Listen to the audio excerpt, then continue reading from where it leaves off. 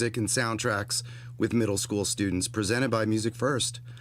For those of you who are not familiar with MusicFirst, we offer technology solutions for music educators around the world. So that's web-based software, curricular resources, and we have a whole support team that's around that. My name is Jason Panucci. I'm the YuStudio product specialist. I'm joined by my co-host, Max Wheeler. Hey, Max. He's the head of music technology for YuStudio. For this webinar, we'll be joined by two music teachers that have been using YuStudio in their classrooms. We'll get to learn a little bit about them and their music program and talk a bit about how they teach creativity using YuStudio. And they were kind enough to send us some student projects. So we'll check those out and listen to those and talk about the lessons around those. Before we end the webinar, Max and I will have an opportunity to share some exciting things that are happening with YuStudio, some new things that are going to be here shortly and for the next school year. And then I'll also show you a really cool trick to use one of our tools, Moises, that is also in our creative bundle, and how we use Moises as sort of this toolbox for YuStudio. Feel free to use the chat window. Max and I and our team will do our best to answer those questions live. So let's welcome in Jamie and James to the stage. Hello, guys. Hey, everybody. Hey, Good everyone. afternoon. Hello. Jamie, why don't we just start with you? Just tell us about where you teach, how long you've been there, and a little bit about your music program. Absolutely. So I just finished my 4th year at Thurgood Marshall Middle School in Nashville, Tennessee. And what I do there is music production. So I use a lot of YuStudio, sometimes GarageBand, other DAWs as well. But YuStudio has definitely been the star this spring semester. I do a little bit of songwriting as well, and I've been able to utilize all of that together. That sounds fantastic. James, what about yourself? Hi, I'm James Doyle. I teach in Westfield, New Jersey, which is about 25 miles west of New York City. And in my school, I teach 6th, 7th, and 8th grade. This year, I've been using YuStudio in a new course called Modern Music. This is the first year the course has existed in our district.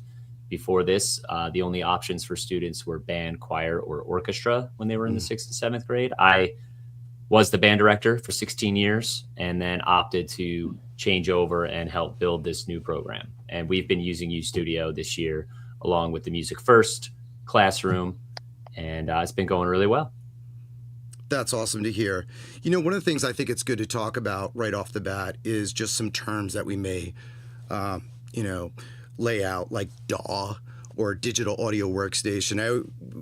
It's hard to make the assumption that everybody knows what we're talking about because we do. So if you do hear the word DAW, that's digital audio workstation, simply software that allows you to record audio and edit audio. And a lot of these new software programs today have virtual instruments and loops.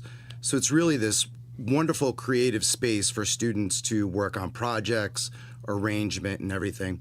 Traditionally, we used to be stuck. I don't know if you guys have any experience with this, where you're stuck in a lab and you had this install software, and students were lucky enough to get 20, 25 minutes of creative time, and meanwhile, you're trying to figure it out. But having web-based software, especially in the educational setting, allows us to sort of extend that classroom time outside of your classroom and allow students to really be creative outside of the classroom. I know Max and you and I were talking earlier and looking at usage rates, and you mentioned you had a student that had some ridiculous amount of time in YuStudio. So I get quite a lot of emails from teachers, my favorite emails along the lines of, I have a student who's made some incredible work. Would you be up for checking it out and giving some feedback? And I love to do that. I love to hear stuff that students have created in YuStudio. And I was looking through for this student's work, and I could just see all of the students and how many hours they'd spent on YuStudio. And as I looked down the list, I was like, is that right? And the student had spent 72 hours in YuStudio. and I had to like double check. I was like, maybe there's some, and I went in and I could just see how many projects they've made.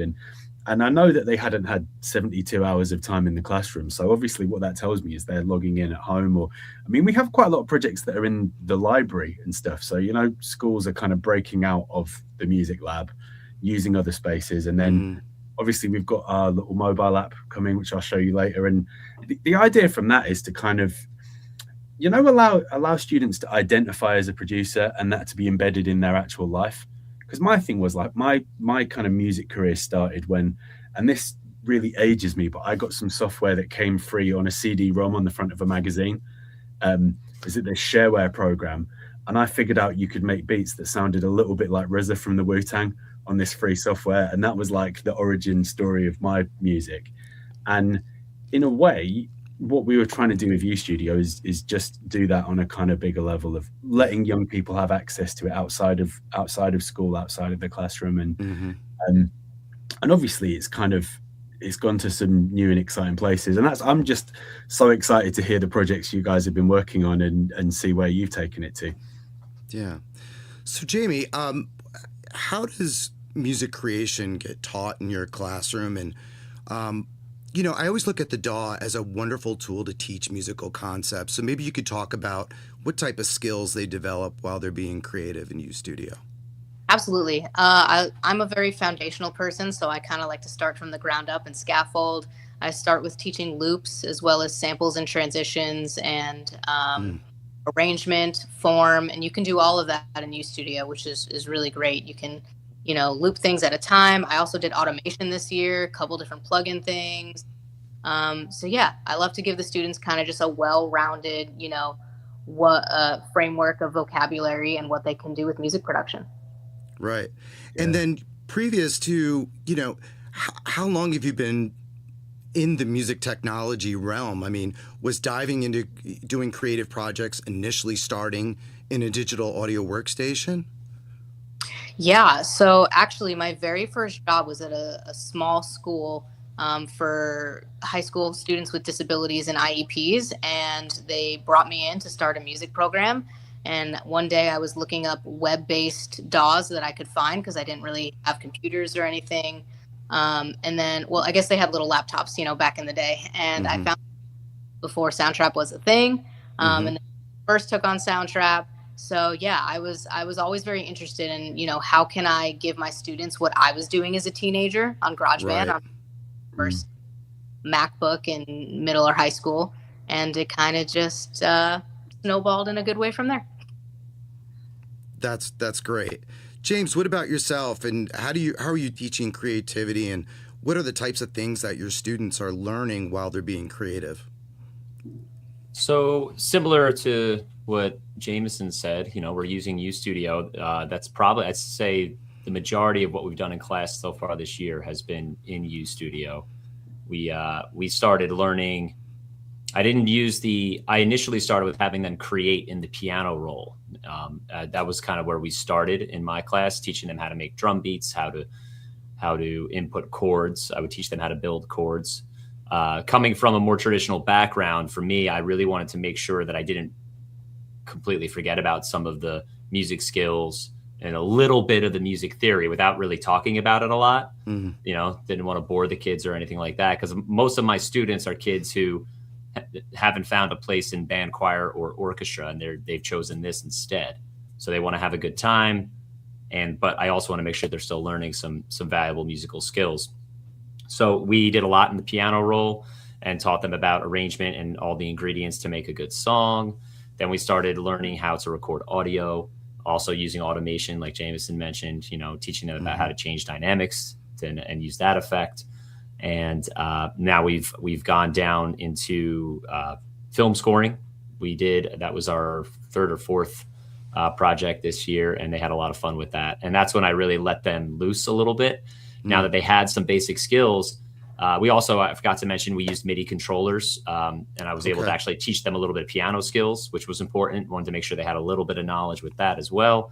And what was great when we did the film scoring project is, you know, I told them they could cut loose, go into the loops library, do whatever find cool stuff. And it was fun to see some of the kids still go grab the MIDI controllers and play some of their own original stuff combined with some of the loops that they may have found.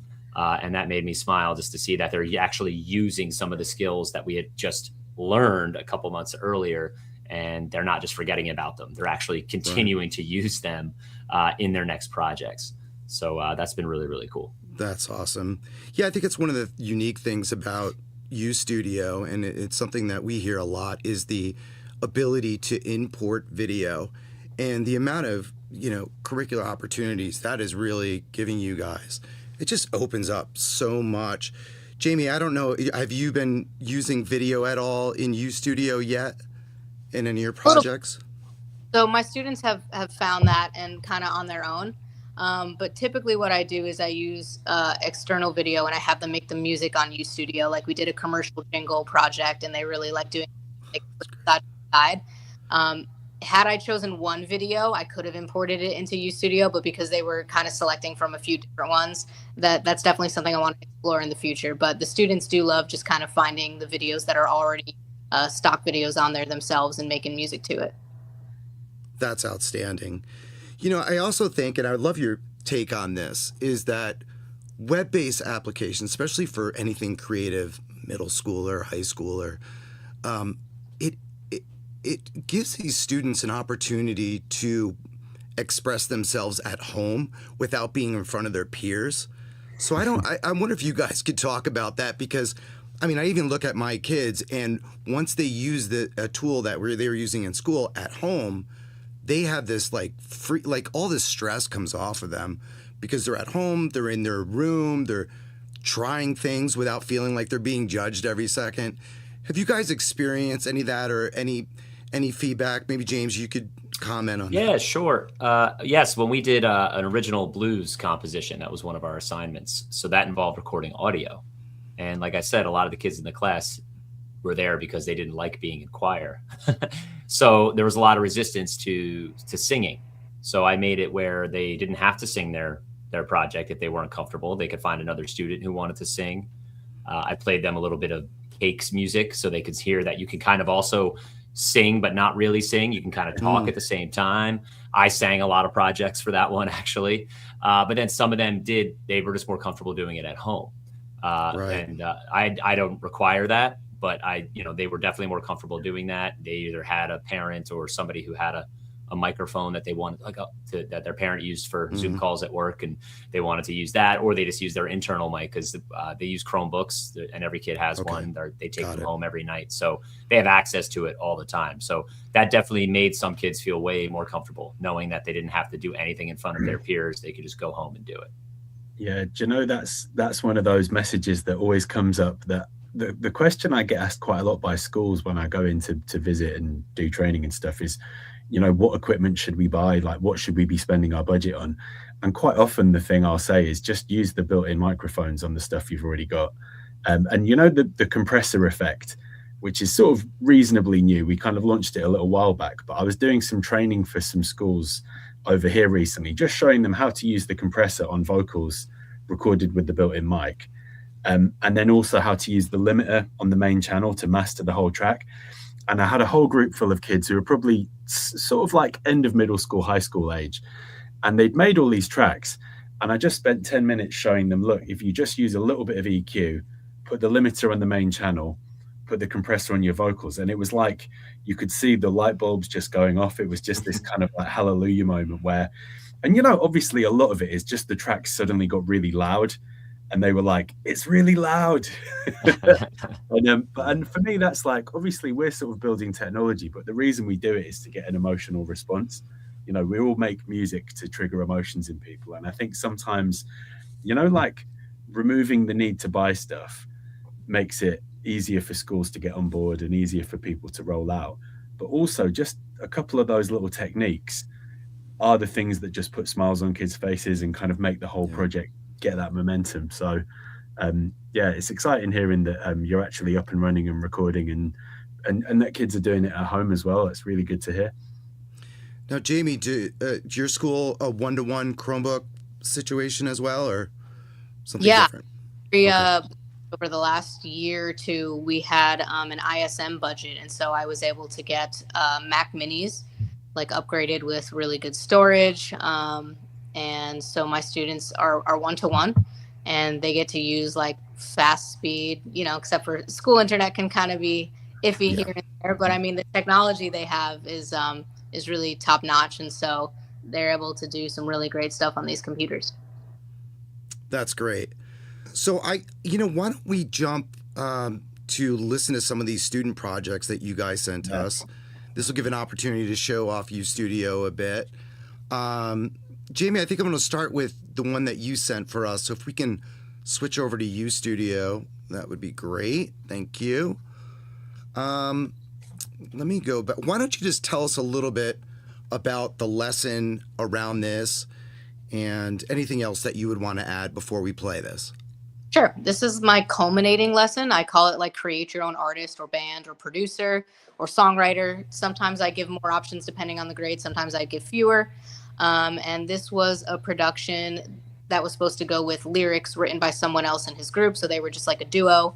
And he produced this beat. And there was a mentor that comes from Southern Word, which is here in Nashville. And he came and just tweaked a couple things. But this really is like student created. He is a 7th grade boy, and he just has an excellent ear for music. Like you play him something and he goes, I think this could go here. This could go here. I'd love to hear something like this. He doesn't always have the words to articulate what he's looking for, but I can tell like the gears are spinning. He has a really good ear for music. So with a couple of nuances and suggestions from adults, otherwise this is all his. He's got the lingo and the knowledge. Just made a couple arrangement choices. I gave him some feedback on, making sure that the production matched the sections of the lyrics. So you got your verse, your chorus, your second verse, and your ending chorus. He also put an intro and an outro. And this is the project for that. Tell us about that mentor that came in. Was that a relationship that the school district has, or was that something you knew personally, or? They do, yeah. They're in the schools doing poetry and writing as well. But they also have a music component. And so they'll, for some schools, they'll give you a mentor. When I got my Save the Music grant, everyone hear me okay? I feel like my camera's going in and out a bit. No, we're good. Okay. So excellent. When I got the Save the Music grant 3 years ago, that was part of the package. So I guess they work together. And all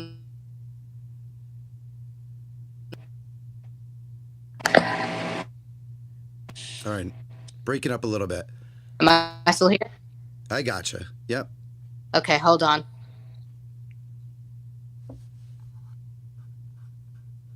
Maybe we should listen to the track while we... Let's listen to it, yes. All right, so I'm going to play this. Let's go for it.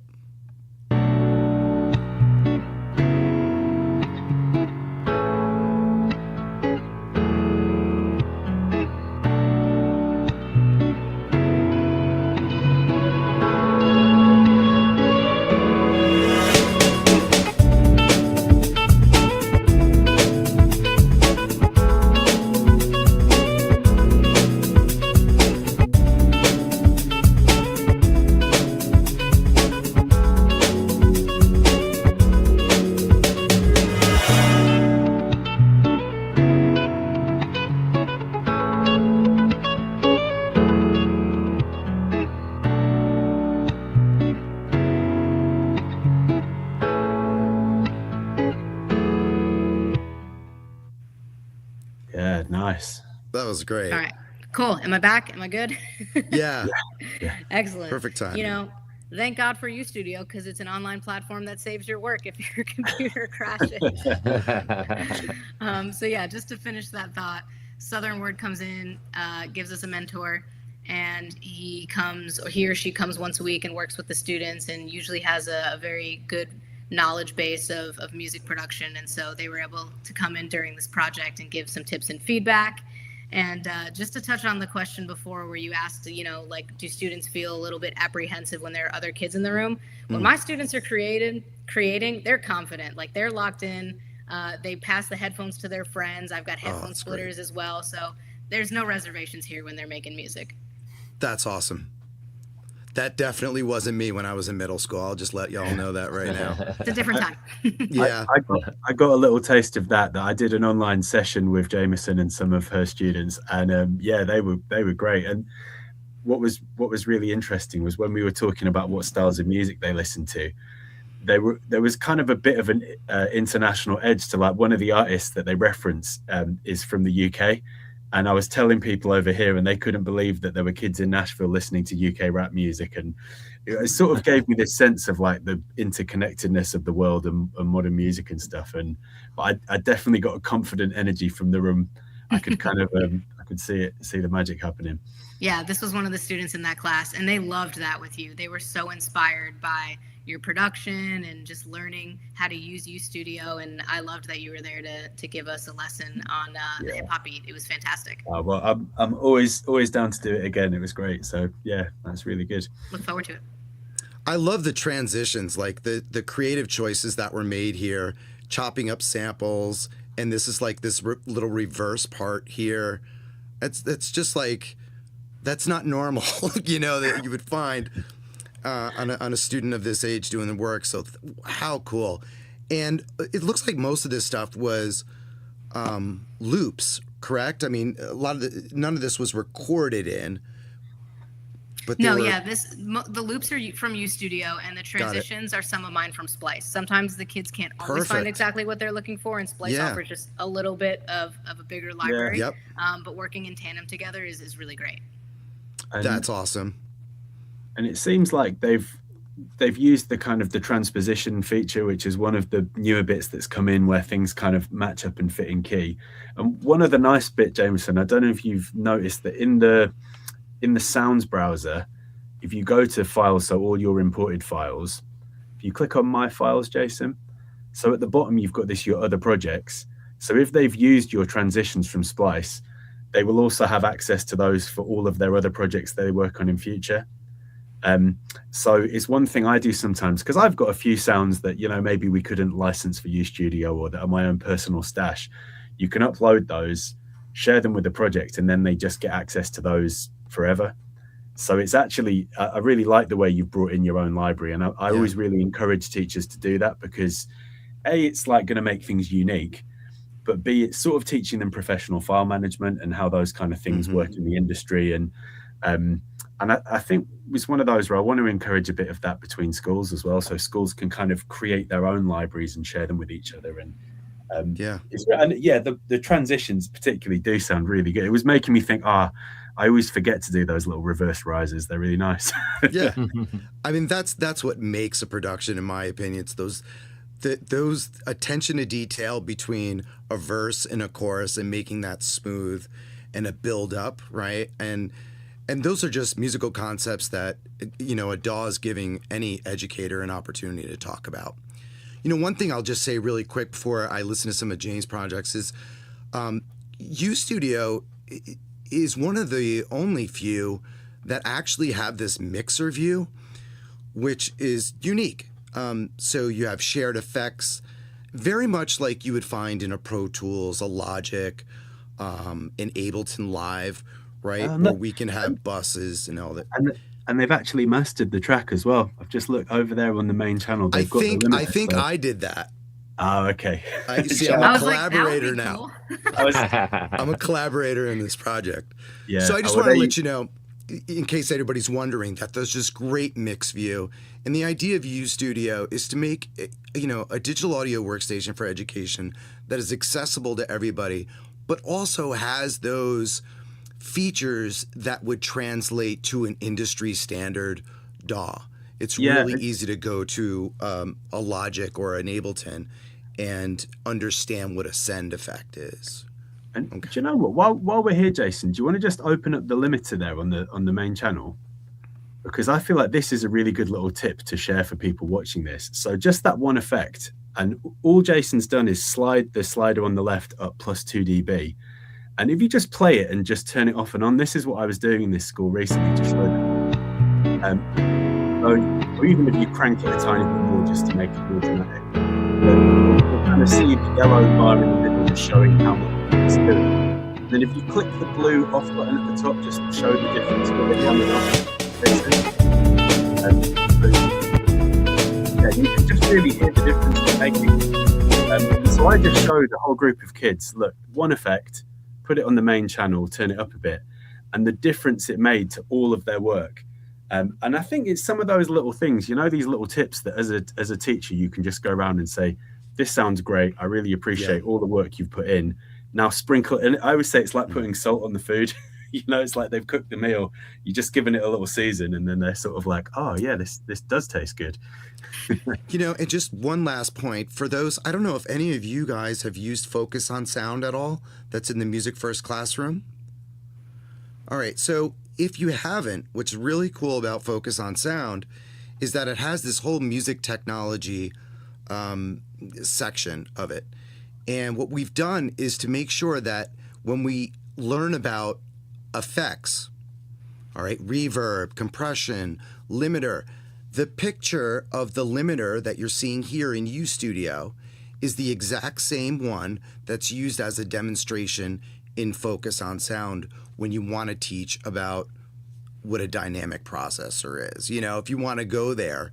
So students can really make that connection to, I'm learning about a limiter, I'm reading about it in Focus on Sound, which is this interactive encyclopedia. It's in the MusicFirst classroom. But then use that same processor while you're in YuStudio. So it's really cool. Yeah. I'm going to bring up, let's go over to James and let's see, let's open, which one do you want to start with? Whatever you think. It's fine by me. Yeah. Let's do this guy here, sure. The composition. So I'm going to open that up. Okay. Let me see if I can zoom. Oop, I don't want to go there. My screen's acting wonky. Okay. Why don't you tell us a little bit about what's happening here? And I've seen you label these different sections with chords, which is really cool. So this was an assignment we did. It was called Composing with Form. It was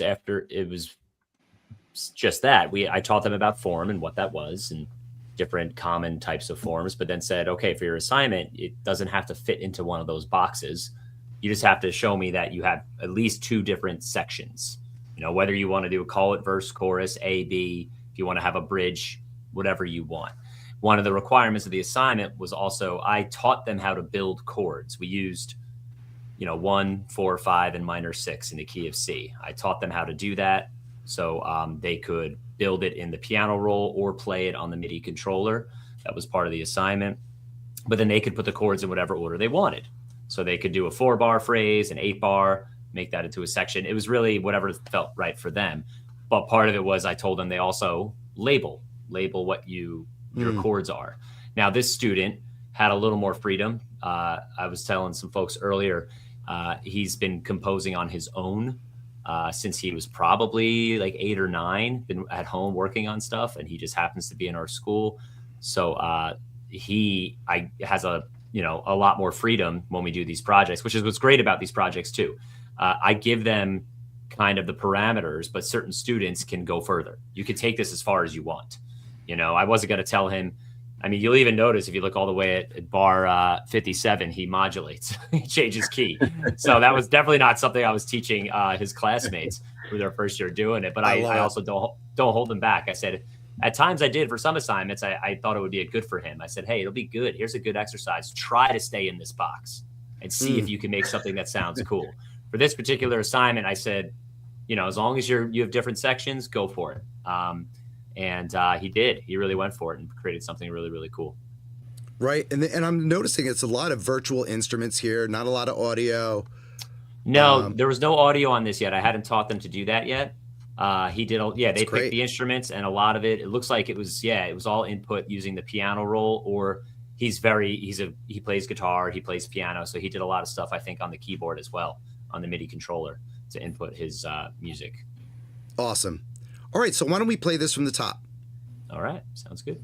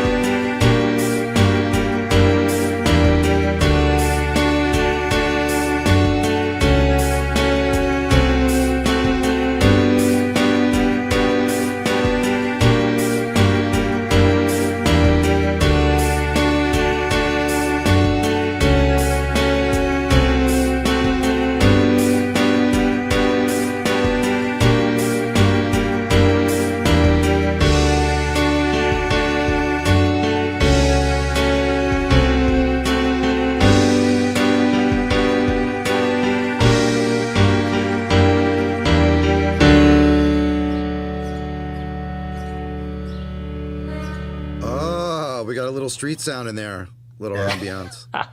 I love it. Yeah, like I said, for the record, I taught him none of that.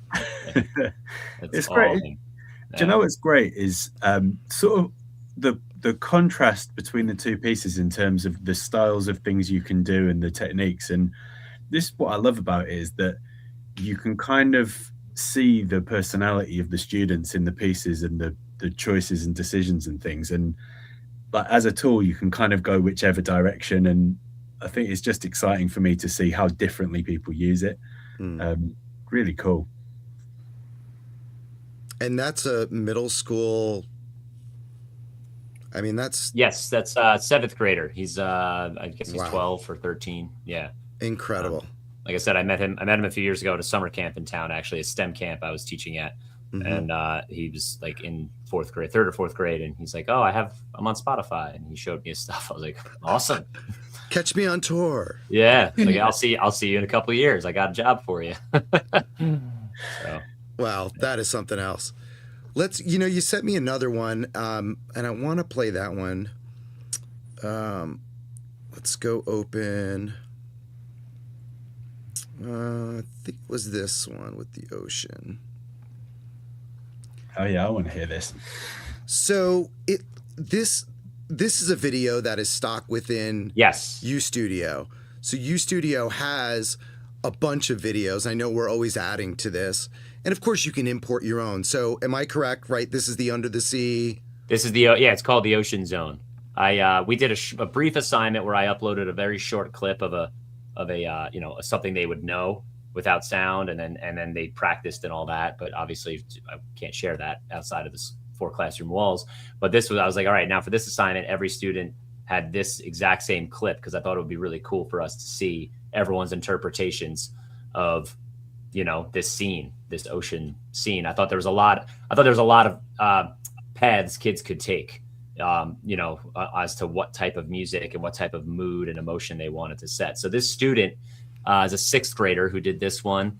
He was a student that I just picked because it was one of the best ones I thought of his class. He was a kid at the beginning of the year who was, he's like really into tech. When we were talking about like lossless audio and stuff, he's like all about it and talking about headphones and this and that. Like he was super into it. But then, like the music side of it, he isn't as strong. He really digs the tech stuff and he listens to music. Yeah. He knows a lot about that. But the music side has taken him some time to kind of figure that stuff out. And I thought he did such a great job. This was by far his best project through the course of the year. So I figured I'd share it. Cool. Let's, why don't we play this right from the top here.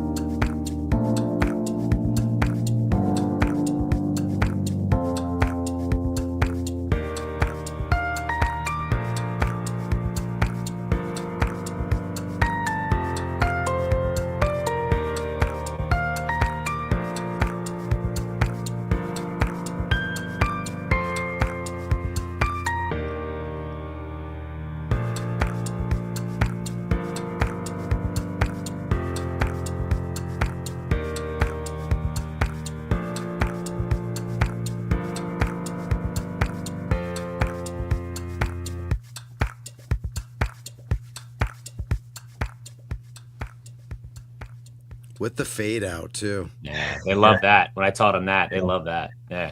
Yeah. It's really cool. Yeah, you know what I love here, and I don't know if this was a creative decision, but as the video cuts to a different scene, it's almost like a new instrument is brought in, or the energy shifts because you're adding. Okay. We did talk about that, but something tells me that that might have just been a coincidence with the timing of, he went with the tempo that the video came, that we started with. Because I mean, that like within the loop, it like the changes were exactly in that section. I know exactly what you're talking about. So yeah, I don't know if that was a happy coincidence or if he was able to actually figure all those out, because but I do feel like the sort of creative decisions were made in conjunction with the video, because you could kind of see that he took sounds away at a moment where it made sense for the video, and then he brought them back at a point. So, and I think that, you know, it's interesting you were talking about students where musically they sort of need a bit of a way in. That I've found I've been doing exactly the same thing with the videos. There's a project I teach in a hospital school, and it's quite challenging because there's a wide age range of young people, but also some of them are having medical treatment and stuff. So it's kind of a tricky place to work. And what I've found is the videos allow you to start from almost anywhere, and you can scaffold it to the different levels that they're at. So, you know, there are some students there where they've got very little English, they haven't done much music, and I will just say something like this, we'll just add underwater sound effects to the video and move them in time. But all the way up to some of the students are like at the top of high school and they're composing better music than I can, and they're kind of, you know, they're like layering the sub bass to hit when the whale is, you know, it's all kind of really complex. And I think you can, and I also find that the video sort of engages different types of learners. Like, you know, you just have kids who are more like a visual learner, and I'll be maybe sort of talking from the point of view of texture or, you know, harmony or something. But then there's some young people where they just lock in with the visual and sort of opens, and it's, but also like this, I've seen this video a million times and I would never have thought to do a house track, and the house track just worked perfectly. So it's like, it really did. Yeah. It reminded me of those videos when you're out looking at a destination place. I don't know if you've ever seen that on YouTube, and then they do the montage of all the different restaurants at the resort, but it felt like that. So listen, we're running a little short on time. So I want to transition to talk about some new things that are coming into YuStudio. But first, James and Jamie, I can't thank you guys enough. I know how busy it is out there. It's concert season and everything. But you brought so much value to this discussion and showing everything you're doing in your classroom, and I really, really appreciate that. Thank you. Thank you. Thanks for having us. Yeah, absolutely. But hang out, because I think you're going to like what you see here. Thanks so much, guys. And hopefully get to come and check the students again soon. Trey, can we bring up some of those slides? Perfect. So there's some wonderful things happening in YuStudio, and Max, I know you can go on forever to talk about the big announcement, which is the mobile app. Can you give us a 2-minute rundown of what's coming in a mobile app? Yeah, I mean, the key thing to say with it is it gives you live performance. And I think for a lot of producers, performing live electronically is one of those things that kind of gets skipped over. You can create music on an Android smartphone. We've tested it on really cheap, really old devices. So the whole idea is it's inclusive.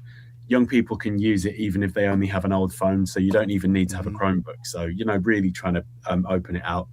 You can perform live. You can record all of the effects and the automation on a touch screen. So you've got touchscreen controllers for effects and things. All of the automation records, and then you can load that project in the main DAW. The cool thing is as well, this also in the DAW gives us automation recording.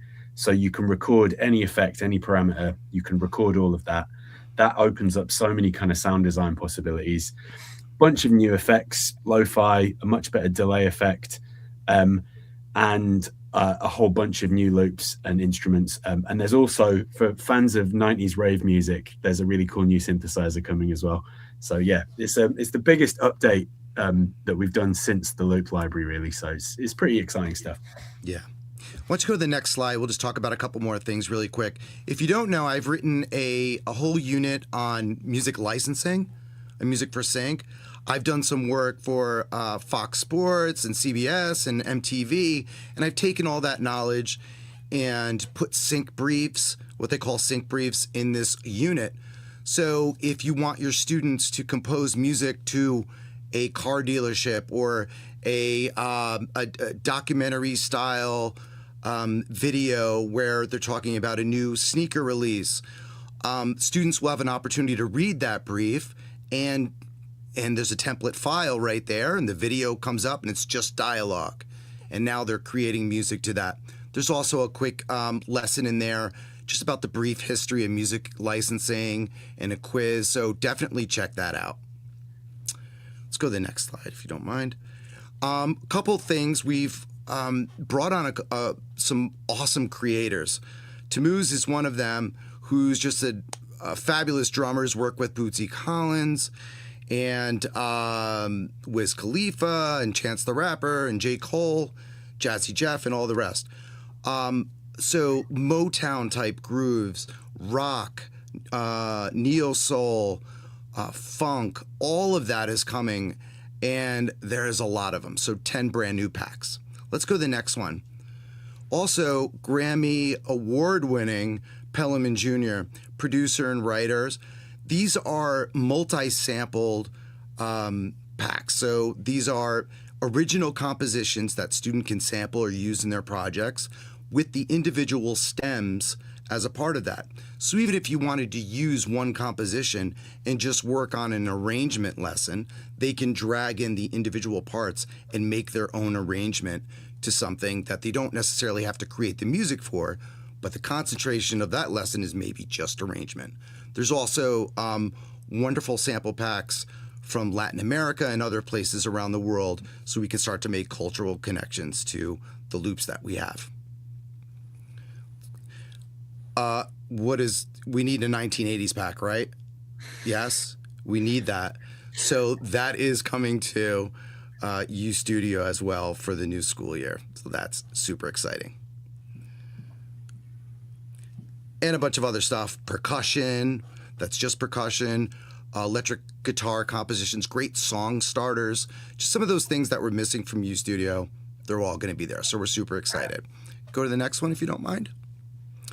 So one thing that I wanted to talk about is that one of our other software tools called Moises, that's in our creative bundle, is just this amazing tool that enables you to upload audio, and then you can extract or isolate the individual audio stems of that audio track.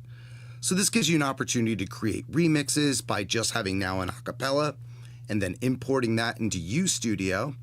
But if you can go to the next slide, one of the other things that a lot of people don't know is that you can import a video file. Okay, so let's start thinking now, all right, well, what can we do with Moises in a video file? Well, we can import that, and actually I'll share Moises now. You can see Moises on the screen? Yes? Yeah. I'll assume so. So what I did is I took a video and I imported it into Moises, and it gives me now a separate dialogue track of that video. The soundtrack, which is actually the music, which I don't want the copyright police coming after me, but I will play 2 seconds of that. These beautiful things. Okay, that's enough. So you can see that we can start to isolate that, but also the individual effects that were used in that video is now isolated as well. So this is a car commercial. So it's stripping out that. So wouldn't it be great now to re-import that video into YuStudio while just having the dialogue track, taking out the music, because you want your students to write the music for this BMW commercial, but also have those Foley effects that sort of bring that film to life. And you can absolutely do that. So you could just export your individual tracks and then import it into YuStudio. And I'm just going to show you what that looks like really quick. And here's the commercial here. Now we can mute the original music of the video, and I'm just going to play it from the top. We're still on Moises, Jason. What's that? We're still seeing Moises on screen here. Oh, sorry. There we go. There we go. So now we have the individual dialogue track and the sound effects only. The soul of BMW. Where will you find it? Here? All right. How cool is that? Yeah. Now the students can just we still have the meat and potatoes of what we need for this commercial. So I just want to show you it's a really cool way to use Moises in conjunction with YuStudio. Can we go back to yes, thank you. Let's go to the next one if you don't mind. Also, just as a follow-up, I know, Max, you worked really hard with Giovanna on this. We have our MusicFirst Academy, which you can go to musicfirst.com, click on MusicFirst Academy. There are tons of free courses on every aspect of MusicFirst.